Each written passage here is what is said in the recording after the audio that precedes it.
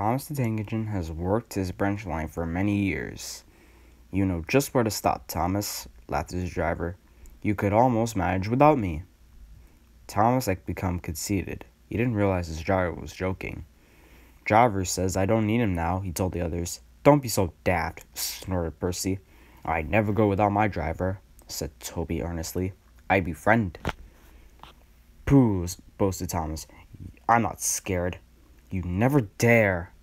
I would then. You'll see. It was dark next morning when the firelighter came. Thomas drowsed comfortably as the warmth spread through his boiler. He woke again in daylight. Percy and Toby were still fast asleep. Thomas suddenly remembered. Silly stick in the muds, he chuckled. I'll show them. Driver hasn't come yet, so here goes. He cautiously tried one piston, then the other. They're moving, he whispered. I'll just go out, then I'll stop and wheesh. That'll make them jump. Very, very quietly, he headed for the door. Thomas thought he was being clever, but really he was only moving because a careless cleaner had meddled with his controls.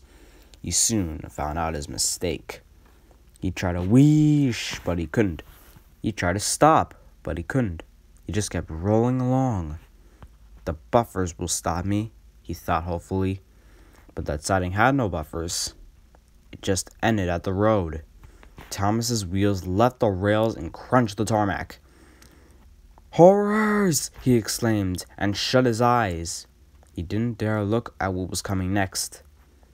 The station master's family were having breakfast. They were eating ham and eggs. There was a crash. The house rocked, broken glass tinkled, plaster peppered their plates. Thomas had collected a bush on his travels. He peered anxiously into the room through its leaves. He couldn't speak. The station master grimly strode out and shut off steam. His wife picked up their plate. You miserable engine, she scolded. Just look what you've done to our breakfast. Now I shall have to cook some more. She banged the door. More plaster fell.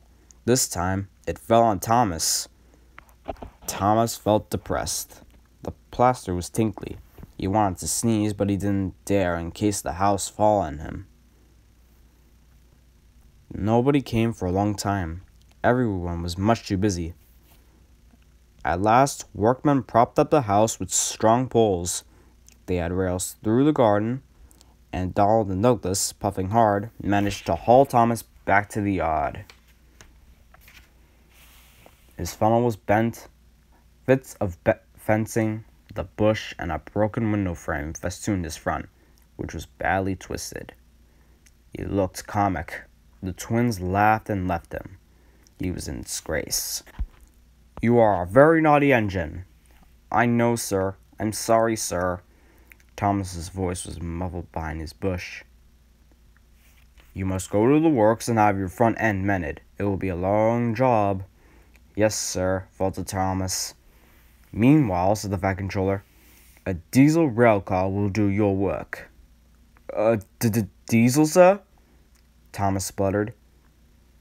Yes, Thomas. Diesels always stay in their sheds till they're wanted. Diesels never gallivant off to breakfast in station masters' houses.